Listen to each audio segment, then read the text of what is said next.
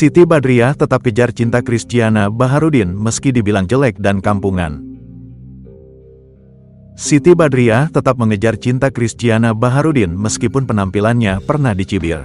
Pasalnya, Christiana Baharudin pernah belak-belakan menyebutnya jelek dan kampungan. "Gue enggak suka sama sekali sama dia," kata Chris di YouTube curhat Bang Denny Sumargo, dikutip Sabtu, tanggal 22 Juni tahun 2024. "Dulu enggak cantik, kamu bilang aku jelek, kampung, kamu tuh mukanya kampungan banget, kamu jelek," timpal Siti Badriah. Chris juga mengaku tak suka dengan penampilan Sibat yang menggunakan bulu mata dengan model yang terlalu panjang. Sebab, hal itu membuatnya ketakutan. Sebelum menikah pun mereka membutuhkan waktu yang lama untuk saling tertarik. Hingga akhirnya, Chris mulai jatuh hati pada pelantun lagi cantik tersebut.